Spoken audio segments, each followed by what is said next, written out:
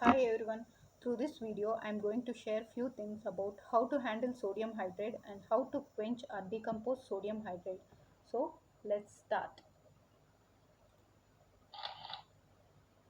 Sodium hydrate appears as a gray colored solid which is highly flammable in nature. Generally, the commercially available sodium hydrate is 60% in mineral oil, and this way it is much more safer to handle than the pure sodium hydrate. Before starting the experiment, you have to wear necessary safety PPEs like gloves, goggles, mask, apron, etc. Whatever the equipment necessary to perform the reaction has to be segregated well before opening the sodium hydrate bottle. This will help you to avoid prolonged exposure of sodium hydrate to the moisture. Also, you have to ensure that the area where you are going to perform the reaction is free of water, heat or flame, etc. Weigh the appropriate amount of sodium hydrate required for the reaction using a dry spatula and a dry glass container under nitrogen atmosphere. Whatever the sodium hydrate you weighed need not to be added in a single lot. You need to add the sodium hydrate in a portion wise manner. If you dump the sodium hydrate, whatever you have weighed in a single lot to the reaction mass, you may notice a spillage in the reaction mass due to excessive gas leakage, and this leads to fire in the reaction.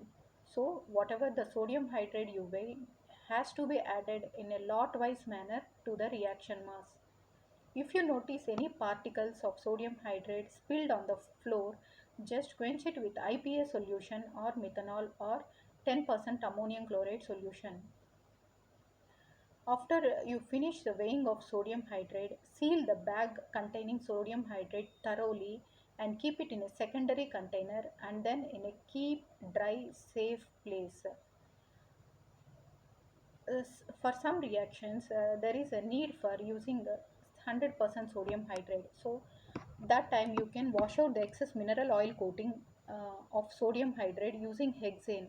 You need to wash the sodium hydrate with hexane, rinse it thoroughly and decant the hexane layer. This way you can remove the sodium hydrate mineral coating and then make it for more than 95% and use for the reaction. But it is unsafe to use dry sodium hydrate. It better to go with the 60% sodium hydrate.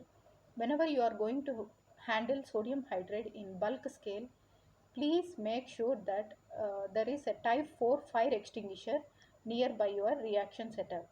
Actually, there are four kinds of fire extinguishers available. Type 1 is used for solid fire. For example, if wood or paper catches fire, type 1 fire extinguisher will be used. Type 2 for gas or oil.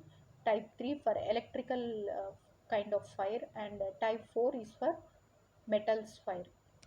So whenever you are going to handle sodium hydrate in bulk scale, you keep type 4 fire extinguisher as a safety precaution nearby your reaction. Next, how to quench sodium hydrate. Generally, sodium hydrate is highly reactive with water.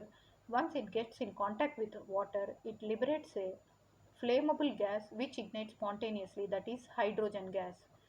So small amount of sodium hydrate, that means when you perform small reactions, that can be quenched using 10% ammonium chloride or isopropyl alcohol or methanol solution.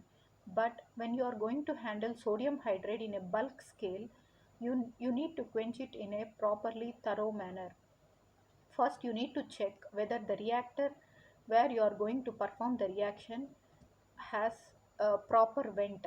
Means you need to check whether any blockages are there in the vent or it is free of blockages or everything is clean.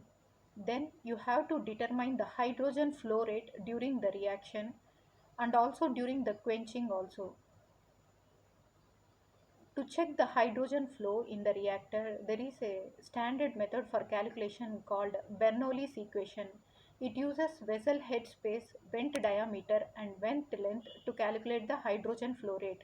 So, whenever you use the sodium hydrate in the reactors, main things you need to follow is you need to check the vent thoroughly. and then you need to check the hydrogen flow rate during the reaction and during quenching. This can be done using Bernoulli's equation.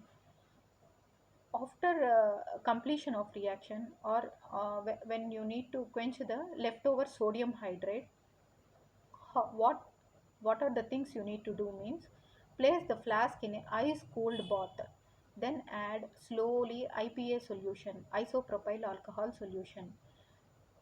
After adding isopropyl alcohol, add ethanol or methanol, because ethanol and methanol react more violently with sodium hydrate than isopropyl alcohol. So first you need to quench the reaction with IPA, followed by ethanol or methanol, then finally with water.